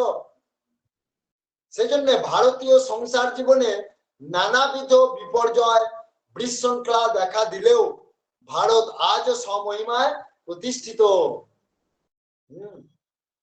তাই ভারতকে কেউ কোনোদিন ধ্বংস করতে পারবে না। মেলেচ্ছদের অত্যাচারও ভারত সহ্য করিয়াছে, কারণ ভারতের গৃহী সমাজ আর্য সংস্কৃতিতে সংস্কৃত, গৃহীরা আর্য সংস্কৃতিতে সংস্কৃত। সহিষ্ণুতা, সংযম, নিয়ম ও ত্যাগশীলতায় তাহাদের ভিত সুদৃঢ়। যদিও এখন আর্য সংস্কৃতি মানুষের লোপ পেয়ে যাচ্ছে, তথাপিও আমাদের গুরুদেব এই ভাগবতীয় চেতনার মাধ্যমে আবার সেই আর্য সমাজকে বা সংসারে সে আর্য ধর্মের প্রচার প্রসার তিনি করছেন। তাই ভারতের সংসার সৌধ এখনো টিকিয়া আছে। সেজন্য এই সৌধ যাহাতে পতিত না হয় সে বিষয়ে সভ্য মানব মাত্রই সাবধান হওয়া বিধেয়। বিজাতীয় সংস্কারে সংস্কৃত হইয়া নিজের ঘরের বস্তুকে পায়ে ঠেলা সমীচীন হয় কি? তাহাতে কি ফল, বলছে তাহাতে কি ফল লোভিনু হায়। বিজাতীয়, বলছে বিজাতীয় সংস্কারে সংস্কৃত হইয়া, তার মানে বিজাতীয় সংস্কারে সংস্কৃত হইয়া নিজের ঘরের বস্তুকে পায়ে ঠেলা সমীচন হয় কি? মানে নিজের বিজাতীয়, একটি হচ্ছে স্বজাতীয়, একটি হচ্ছে বিজাতীয়। হ্যাঁ হ্যাঁ, মানে এখানে বোঝাতে চাইছে স্বজাতীয় মানে হচ্ছে যেমন সাধু সঙ্গের বিষয়েও স্বজাতীয় বিজাতীয় আছে, আবার জাতির প্রথা হিসেবেও স্বজাতীয় বিজাতীয় আছে, আবার ধর্ম হিসাবেও স্বজাতীয় বিজাতীয় আছে। কিরকম? যেমন জাতি হিসাবে হিন্দু জাতি স্বজাতীয়, বিজাতীয় হচ্ছে তার উল্টো বৌদ্ধ, খ্রিস্টান, মুসলমান, এগুলো হচ্ছে বিজাতীয়। আর ধর্মের দিক দিয়েও হ্যাঁ, যেমন বিভিন্ন মার্গ রয়েছে। হ্যাঁ, এখানে আমাদের যেমন বৈষ্ণব, শাক্ত ইত্যাদি বিভিন্ন, শৈব, গাণপত্য, সৌর ইত্যাদি যে সকল ধর্ম, তাই এটাও আমাদের যেমন স্বজাতীয় সাধন কি কৃষ্ণ উপাসনা, সেরকম বিজাতীয় উপাসনা অন্যগুলো। তাই বলছে যে কোনো বিজাতীয় কোনো কিছুকে ঘৃণা না করে, অবজ্ঞা না করে, হ্যাঁ, স্বজাতীয় ভাবকে আমাদের গ্রহণ করতে হবে। কিন্তু এখানে আমাদের বলছেন যে যেমন স্বজাতীয় ভাবকে ঘৃণা করেছিল কে? কি ফল লভিনু হায়, অর্থাৎ মধু কবি, হ্যাঁ, মতই হতাশায় বর্ধিত হয়। অর্থাৎ মধুকবি বলতে মধুসূদন দত্তের আছে না, তিনি নিজের দেশ ছেড়ে পরদেশে গিয়েছিলেন নিজের সুখ পাবে বলে, কিন্তু শেষকালে কি হলো, তার ভিক্ষাবৃত্তি অবলম্বন করতে হলো। তাই বলছেন সে মধুসূদন দত্তকেও গুরুদেব লিখেছেন যে সে যুগে যদি ঈশ্বরচন্দ্র বিদ্যাসাগর যদি তাকে না দয়া করতো, তাহলে ভিক্ষার পাত্রটাও তিনি নাকি পেতেন না। তিনি হাড়ে হাড়ে বুঝেছিলেন, সেই জন্য নিজের ভাবকে বা নিজের জিনিসকে ত্যাগ করতে নাই। সেজন্য ভারতীয় গার্হস্থ জীবনযাপনে যত্নবান হওয়া উচিত, এই প্রসঙ্গ বলছেন। সেই জন্য আমরা ভারতীয়, আমাদের ভারতীয় কালচারকে গ্রহণ করা উচিত। অনেকে বলেন সমাজপতিগণ আমাদের যেভাবে নেতৃত্ব দেন সেইভাবেই আমাদের চলিতে হয়, তাহা ঠিক, কিন্তু তা বলিয়া অসংযত নায়কাধীন হইতে হইবে তাহা কেহ বলে নাই। অর্থাৎ নেতা মন্ত্রীগণ সহজভাবে বলতে চাইছেন, তারা যদি অসংযমী হয়, তারা যদি মানুষকে ভুল পথে পরিচালিত করে, তাহলে সেই পথে কি আমরাও চলবো? সেই পথে যদি আমরা চলি তাহলে আমরা ধ্বংসপ্রাপ্ত হব। তাই সেই পথে আমরা না গিয়ে আমরা ধর্মের পথকেই আমাদের গ্রহণ করতে হবে। সেই জন্যই এই সাধু পন্থা, গুরু পন্থা অবলম্বন করতে হবে। অসংযত তাহারাই যাহাদের গতিবিধি ঠিক থাকে না, দণ্ডে দণ্ডে তাহা বদলায়, এই এক মত বদলাচ্ছে, এই এক মত বদলাচ্ছে। তাহারা যখন যাহা খুশি দুর্বল মানুষের উপর আরোপ করে, ইহাতে আদর্শ গৃহীর জীবনযাত্রা বড় দুর্বিষহ হয়ে ওঠে। আদর্শ সমাজই সংসারে বড়। যে সমাজ গৃহীর শান্তি শৃঙ্খলার উচ্ছেদ ঘটায়, সে সমাজ বা সংসার তো কখনো চির উচ্চ পদে থাকিতে পারে না। স্বার্থপর আত্মকেন্দ্রিক মানুষই সমাজের শত্রু। তাহাদের দ্বারা সমাজের শান্তি শৃঙ্খলার ব্যাঘাত ঘটে। কেবল আত্মরতি বাঞ্ছা থাকিলে সমাজ কখনো উন্নতি হয় না। আত্মরতি বাঞ্ছা মানে স্বার্থপর, শুধু নিজেরই ভালো থাকবো, নিজের আখেরিকে গোছাবো, এটা কিন্তু ভালো নয়। এতে নিজের জীবনের উন্নতি লাভ করা যায় না। প্রতিটি গৃহস্থকে ক্রমোন্নতির পথে অগ্রসর হইতে হইবে। একেবারে হাতে চাঁদ পাওয়া যায় এমনও সম্ভব নয়। অজ্ঞ মানুষ সদ্য সুখের মর্যাদা বুঝে না, তাই ধীরে ধীরে পথ চলায় গৃহী লোকের ধর্ম। সৃষ্টির আদিতে প্রজাপতি একাকী আনন্দ পান নাই, সেই জন্যে এখনো কেহ একাকী আনন্দ পান না। বৃহদারণ্যক উপনিষদ বলছেন, সবই নৈব রেমে তস্মাৎ একাকী ন রমতে। সেজন্য সেই ভগবান বা সেই পুরুষ তিনি দ্বিতীয় হতে ইচ্ছা করলেন, স্বদ্বিতীয় মৈচ্ছৎ। এই শূন্যপ্রায় দেহ স্ত্রী দ্বারা পূর্ণতা লাভ করে। অয়ম আকাশ স্ত্রিয়া পূর্যত এব। সেই সুবাদে সেই পুরুষ তার বামাঙ্গ থেকে নিজের স্ত্রীকে সৃষ্টি করলেন। প্রজাপতি নিজের দেহকে দুই ভাগে বিভক্ত করেন, এক ভাগ পতি এবং এক ভাগ পত্নী। স আত্মানং দেদ্ধাহ পাতয়াৎ তত পতিশ্চ পত্নী চ অভবাতং। বলছেন পুরুষের স্ত্রীকে লইয়া গার্হস্থ্য ধর্ম, জাত মাত্র গৃহস্থস্য সাত। বলছেন জন্ম হইতেই জাত মাত্র গৃহস্থস্য সাত, অর্থাৎ জন্ম হইতেই মানুষ গৃহস্থ হয়। গার্হস্থ প্রথমং কুর্যাৎ, প্রথমেই গার্হস্থ ধর্মে মন দিব। এইসব মহানির্বাণ তন্ত্রের বচন থাকায় গৃহস্থ ধর্ম সর্বপ্রধান, তাহাতে সন্দেহ নাই। এই সর্বমঙ্গলকর গার্হস্থ ধর্ম ত্যাগ করিয়া যাহারা সন্ন্যাসী হন, তাহারা মহাপাতকী হন। ইয়া শিব বাক্য, যথা মাতৃপিতৃণ শিশসন্দারং সজ্জনান বান্ধবা মানপি না প্রবর্জতি হিত্বৈতাং স মহাপাতকী ভবেৎ। মহানির্বাণ তন্ত্র বলছেন যে ব্যক্তি মাতা পিতা শিশু পুত্র পত্নী আত্মীয় স্বজন স্বজন বন্ধু বান্ধবকে ত্যাগ করিয়া প্রবজ্জা সন্ন্যাস অবলম্বন করেন তিনি মহাপাতকী হন। ত্রয় ধর্ম স্কন্ধা ইত্যাদি শ্রুতি ও সন্ন্যাশ্রমে কোনো কথাই উল্লেখ করেন নাই। স্ত্রী পুরুষের ভালোবাসার ডাবের জলের মতো লোকচক্ষু অন্তরালে থাকাই ভালো। স্ত্রী পুরুষের মধ্যে প্রকৃত প্রেমের বিধান করাই সংসার জীবনের উদ্দেশ্য। অর্থাৎ এখানে বলছেন যে দিব্য প্রেমের অধিকারী হইবার জন্যই দ্বার পরিগ্রহ। এই দিব্য প্রেমের ফলেই স্বামী স্ত্রীর মন ঊর্ধ্বমুখী হয়। সেই দিব্য প্রেমটা কি? তখন সংসারী জীব পরমানন্দের আস্বাদন পায় এবং সেটি সম্পূর্ণ সংযমের মাধ্যমে। তাই বলছেন সংযমের সুখ আস্বাদন করো। গার্হস্থ্য ধর্মে পতি পত্নীর ভৌতিক প্রেমকে দিব্য প্রেমের রূপ দেওয়াই ভারতীয় সংস্কৃতির লক্ষ্য। বুঝতে পারা গেল?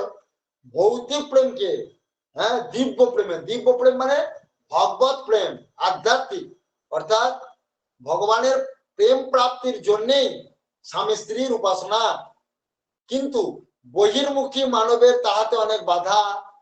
কিন্তু সেইটি আমাদের এই লোকের স্বামী স্ত্রীরা বোঝে না। তারা দেহ সুখকেই তারা একমাত্র পরম সুখ মনে করে। তাই মানুষ আপাতত মনোরম বিষয়কেই কাঙ্গাল, মনোরম বিষয়ের সুখেই কাঙ্গাল। আদর্শকে আর কয়জন চায়? ক্ষণিক সুখ যে সুখ নয় তাহা দুঃখেরই নামান্তর, ইহা বিবেকহীন মানুষকে বুঝাইবে কে?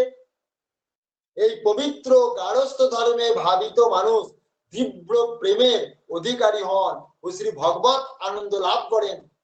আদর্শ গৃহীর এখানেই পরিপূর্ণতা। পরিশেষে বক্তব্য, যে ভাই ভাগবত সঙ্গের ভাইদের প্রচেষ্টায় এই গ্রন্থকারী প্রকাশের সুযোগ ঘটিল, পরমেশ্বরের পাদ পদ্মে সেই ভাইদের সর্বাঙ্গীন মঙ্গল কামনা করি তাহারা আদর্শ গৃহী হোক। পরমহংস ঠাকুর শ্রী হেমন্ত দেব। যাই হোক, আজকে আমরা এই আদর্শ গৃহীর সূচনাটা একটু পড়লাম। কাল থেকে দেখবেন আমরা যাব মূল প্রবন্ধ গুলো। কি ভালো লাগবে, যেটি আমাদের আগে দরকার। আমরা সবাই আমাদের মা বাবারা যে সংসার করছেন তাদের ভগবানকে ভজনা করবার জন্য কেমন ভাবে সংসারে অবস্থান করতে হয় এই বইটি সকলের আস্বাদন করা দরকার। এটি গুরুদেব বলতেন বারবার যে এই আদর্শ গৃহীর রূপরেখাটা বেশি করে মানুষকে নিতে বলতেন, নাহলে মানুষ জানবে কি করে? মানে বলে শুধু ছাপোষ মানুষ করাই ধর্ম নয়। গুরুদেব বলতেন গোদা বাংলায়, বললেন যে ভগবানের ভক্তি করবার জন্যই সংসারে প্রবেশ করতে হয়। সেই জন্য পূর্বকালে ওই সংসার প্রবেশ করবার আগে প্রথমে ছিল ব্রহ্মচর্য পালন করতে হতো। ব্রহ্মচর্যের পর তারপরে গার্হস্থ্য, তারপরে শুধু গার্হস্থ্য নয়, গার্হস্থ্য ধর্ম পালন করার পর ছেলে পিলে মানুষ করার পর শেষে বানপ্রস্থ, তারপরে সন্ন্যাস। এসব কথা বলা আছে, সেই সব কথা লিখেছেন গুরুদেব। পরে পরে আমরা সব আসবো। যাই হোক, আর 10 মিনিট আছে। আমরা এবার মূল ভাগবতের কয়েকটি শ্লোক আস্বাদন করে 9:30টার মধ্যে আমাদের ভাগবতী কথা বিশ্রাম লাগবে।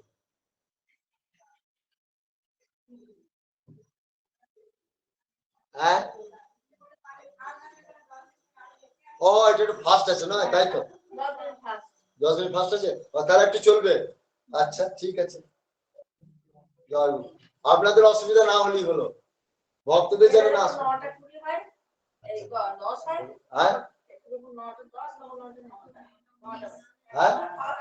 और 9:19 বাজছে এখন।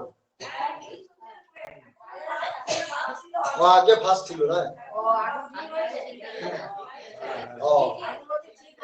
আচ্ছা ঠিকই আছে, বেশ তাহলে একটু চলুন। বেশ তাতে না 5-10 মিনিট হলো, এটা আলাদা ব্যাপার।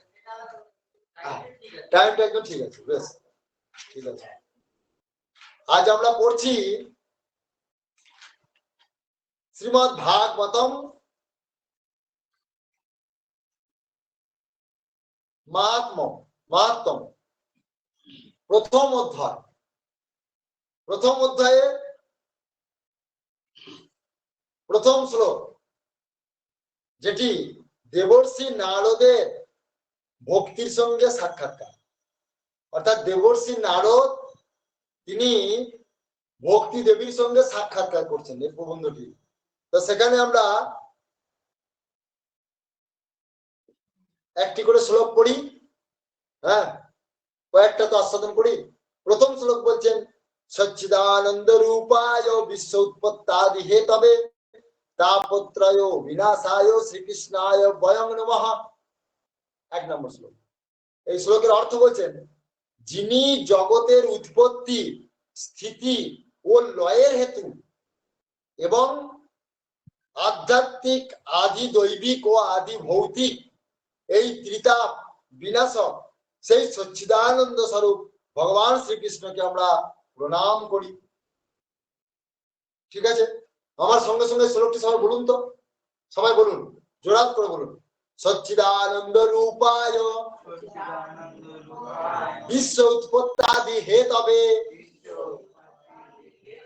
তাপত্রয় বিনাশায় শ্রীকৃষ্ণায় বয়ং নমঃ। তাহলে বলছেন যিনি এই জগতের উৎপত্তি, স্থিতি এবং লয়ের হেতু এবং আধ্যাত্মিক, আদি দৈবিক এবং আদি ভৌতিক এই তিনটি তাপের বিনাশক সেই সচ্চিদানন্দ স্বরূপ ভগবান শ্রীকৃষ্ণকে আমরা প্রণাম করি। তাহলে ত্রিতাপ সম্বন্ধে আমাদের সকলেরই জানা আছে।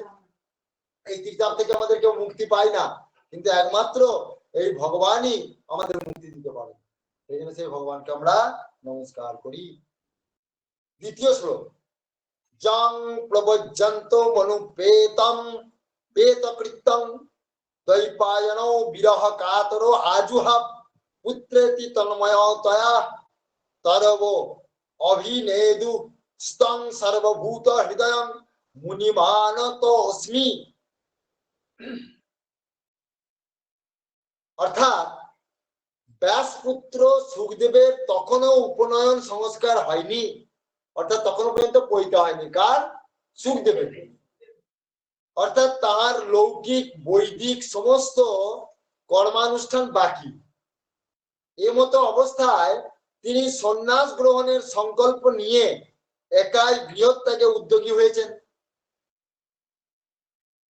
তাই দেখে তার পিতা ব্যাসদেব পুত্র বিরহে কাতর স্বরে বলে উঠলেন, পুত্র তুমি কোথায় চলেছ?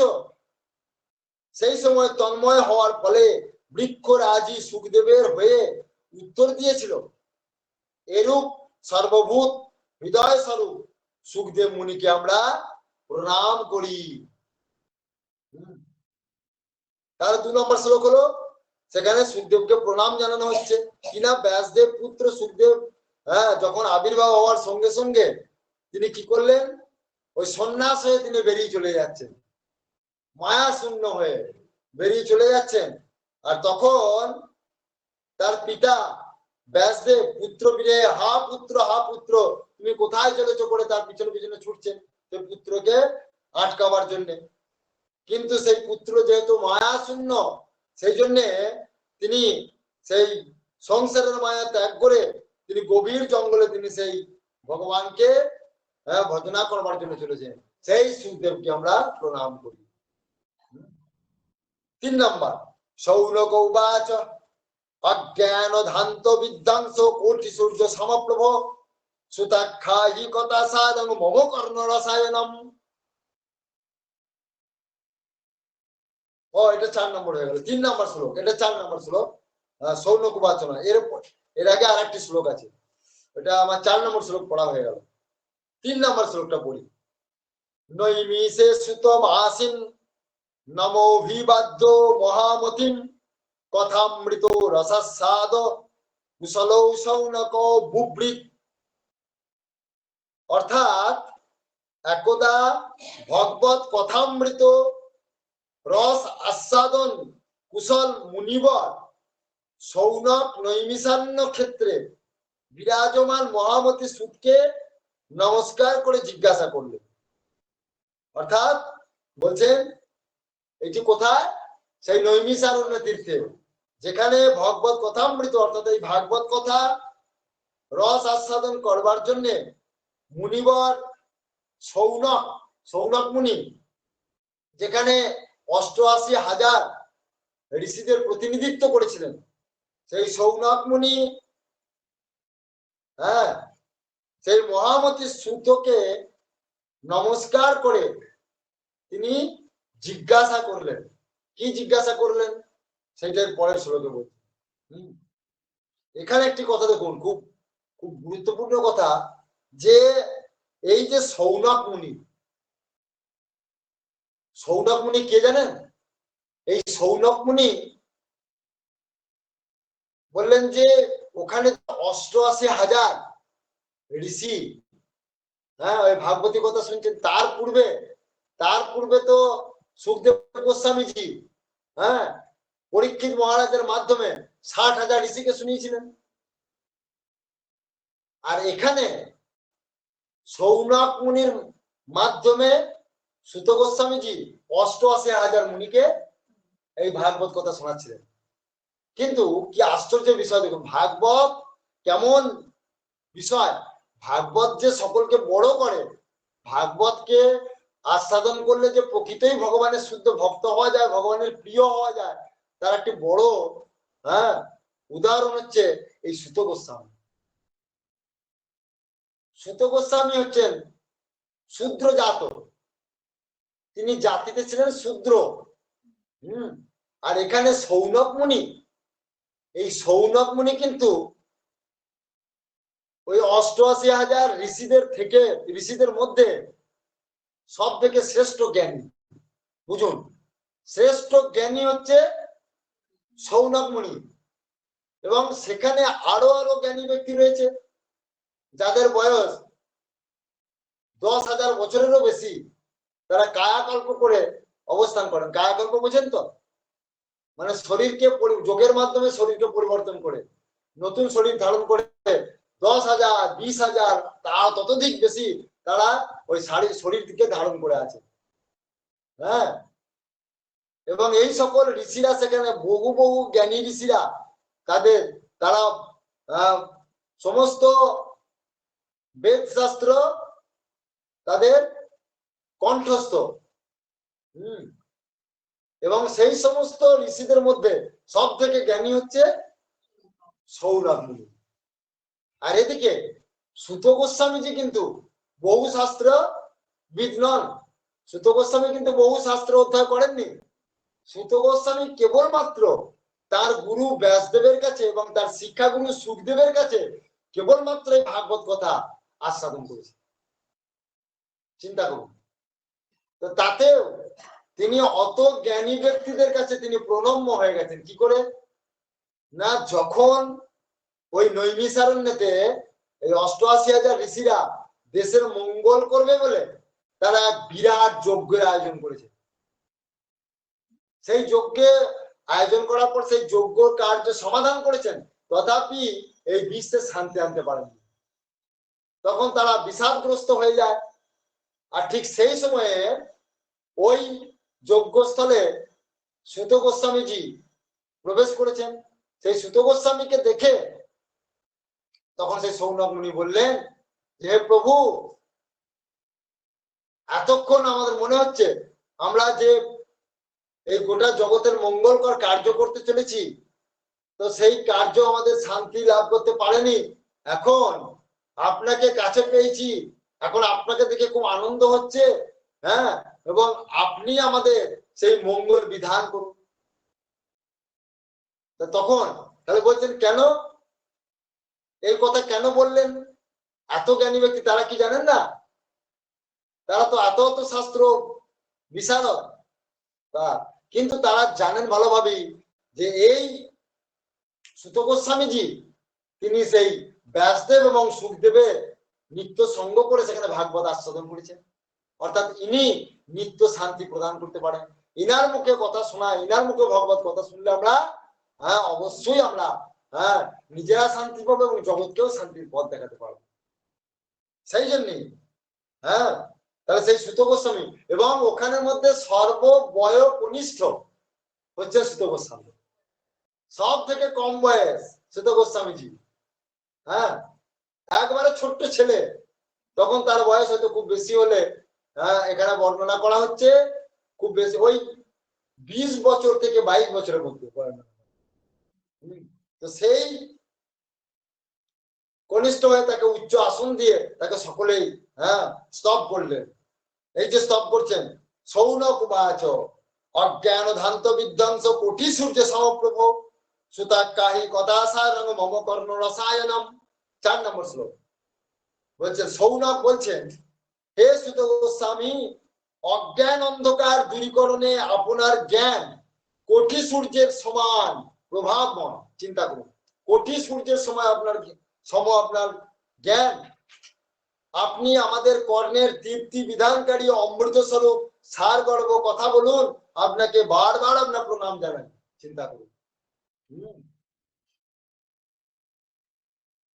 তাই পরের শ্লোক 5 নম্বরে কি বলছেন, ভক্তি জ্ঞান বিরাগাপ্ত বিবেক বর্ধতে মহান মায়া মোহ নিরাশস্য বৈষ্ণবৈ ক্রিয়াতে কথম।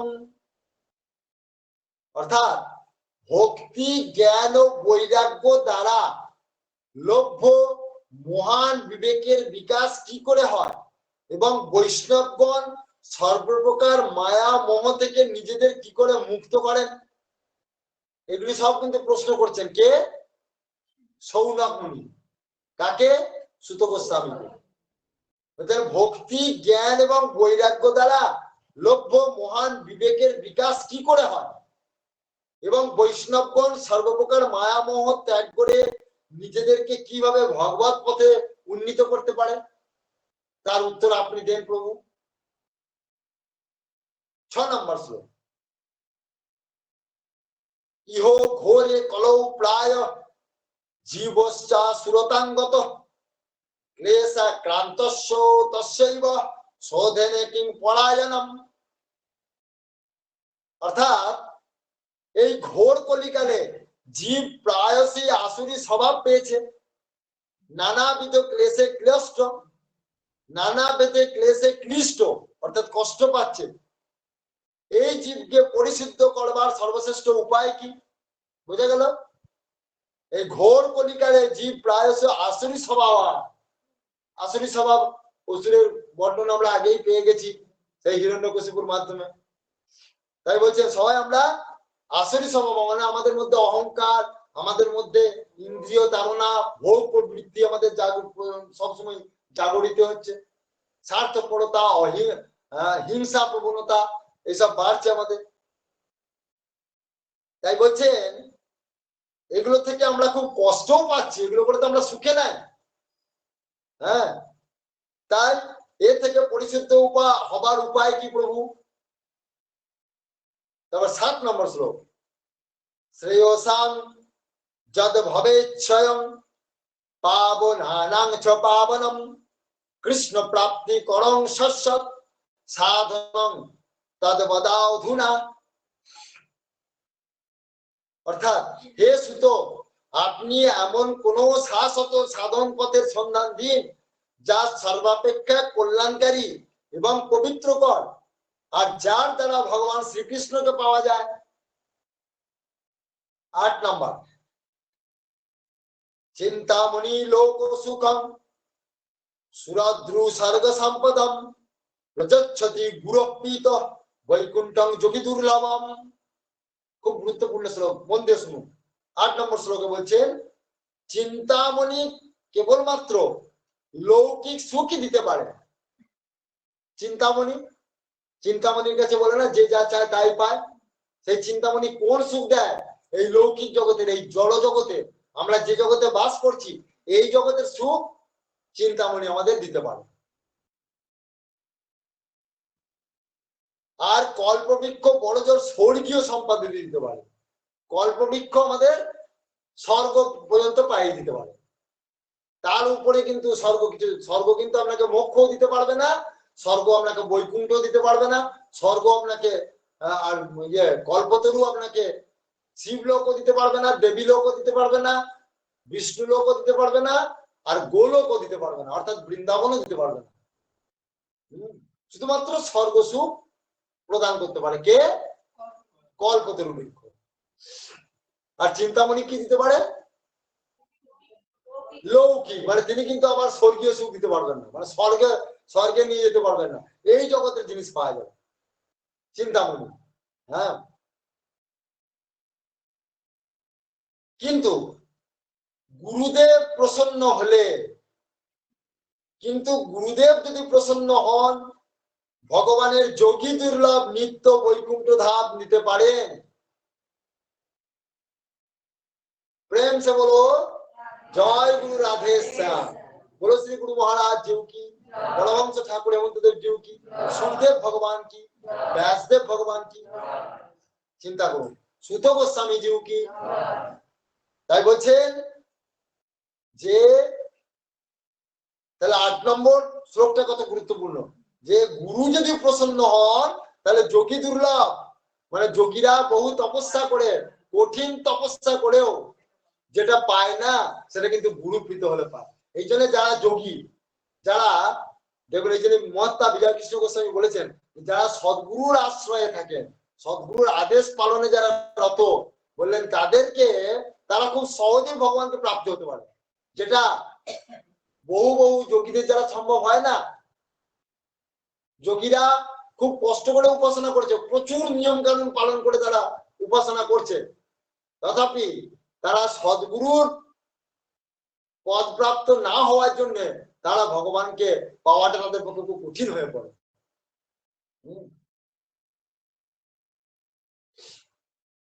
এবার আর একটি পড়ে আমাদের বিশ্রাম দেবো, কারণ এবার সুত উবাচ, এই কারণেই যে সুতোর একটা অন্তত পক্ষে বাণী আমরা শুনি উত্তরটা কি দিচ্ছে।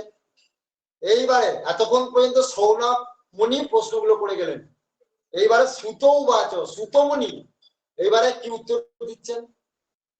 প্রীতি সৌনক চিত্তে তে সত্য বচময়ী বিচার্য চ সর্ব সিদ্ধান্ত নিষ্পন্নম সংসার ভয়ম নাশনম। বলছেন সুত, বলছেন হে সৌনক, তোমার হৃদয়ে ভগবত প্রেম রয়েছে, তাই আমি বিচার করে তোমাকে সমস্ত সিদ্ধান্তের সার কথা শোনাচ্ছি, যা জন্ম মৃত্যুর ভয় দূর করে। আবার এখান থেকে এটাও প্রমাণ হচ্ছে যে, বলছেন যে আপন সাধন কথা না কইও যথাযথ, অর্থাৎ বলছেন যে সব জায়গায় সব স্থানে হ্যাঁ শুভ কথা আলোচনা করা যায় না, উলুবনে মুক্তা ছড়িয়ে কোনো লাভ নাই। হ্যাঁ, উপযুক্ত আধার না হলে সেই জায়গায় উপযুক্ত শুভ কথা বলা চলে না, তাহলে সেটা নিষ্ফল হয়ে যায়। সেখানে এখানে সৌনক মুনির মধ্যে সেই ভগবত প্রেম পাবার এক আকাঙ্ক্ষা রয়েছে, আর শুধু তাই নয়, সৌনক মুনির সান্নিধ্যে যে ৮৮,০০০ মুনি রয়েছে তাদের মধ্যে সেই আকাঙ্ক্ষা রয়েছে। সেই জন্যে সেটি সুত গোস্বামীজি বুঝতে পেরে তখন তিনি বলছেন যে এখন আমি তোমাদের এই সিদ্ধান্তের কথা শোনাচ্ছি যা জন্ম মৃত্যুর ভয় দূর করে। ঠিক আছে, তাহলে আজ আমাদের এই পর্যন্ত, এবার বাকি কথা কি শোনাবেন আমরা কালকে আবার শুনবো। ঠিক আছে, আজ এই পর্যন্তই থাকলো। জয় গুরু।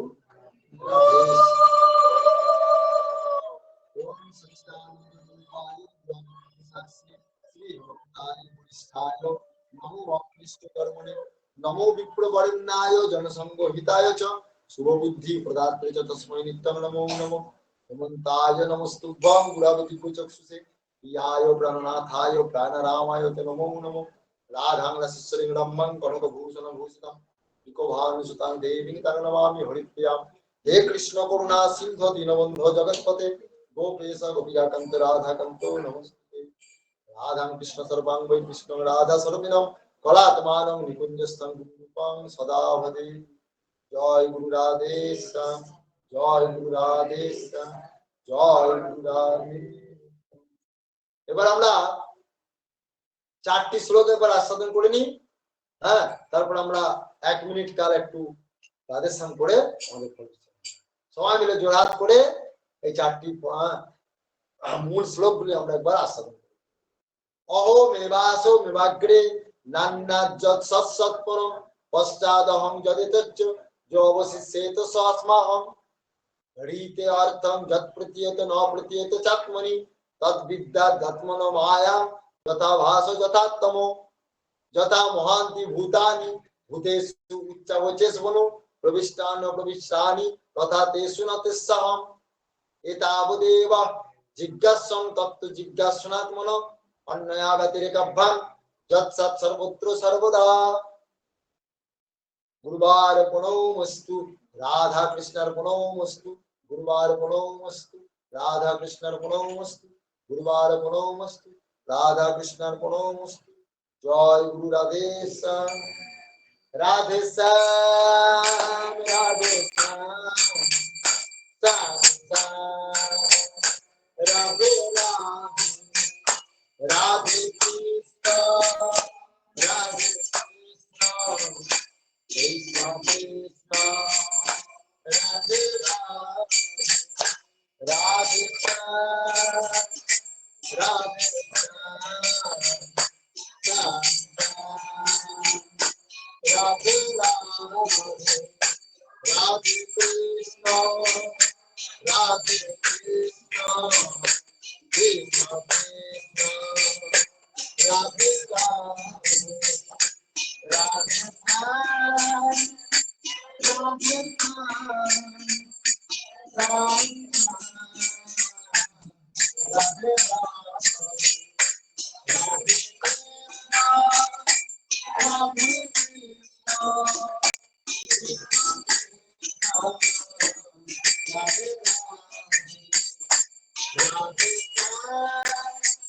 राधे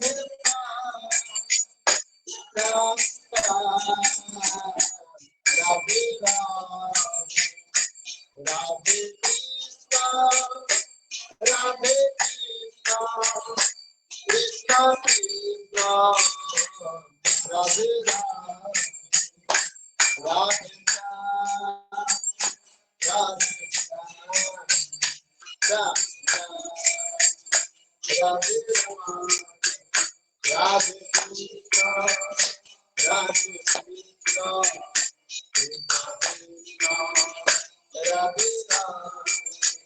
राधे राधे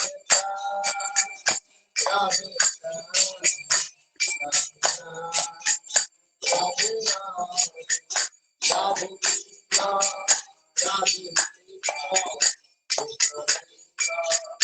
राधे राधे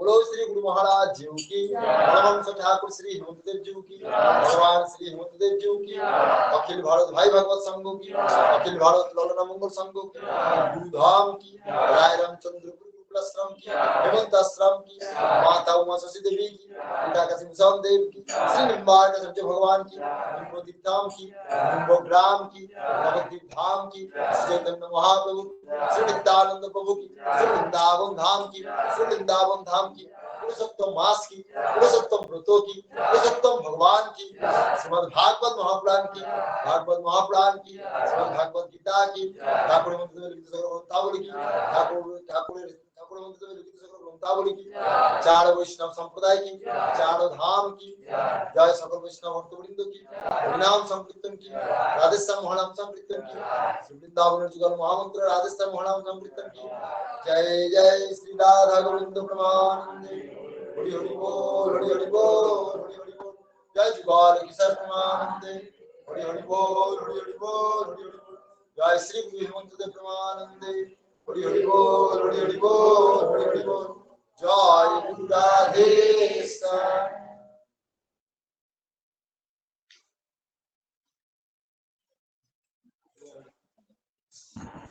জয় গুরু রাধে শ্যাম। জয় গুরু রাধে শ্যাম। রাধে শ্যাম। জয় গুরু রাধে শ্যাম। গুরু রাধে শ্যাম। গুরু রাধে শ্যাম। জয় গুরু রাধে শ্যাম। জয় গুরু রাধে শ্যাম। জয় গুরু রাধে শ্যাম।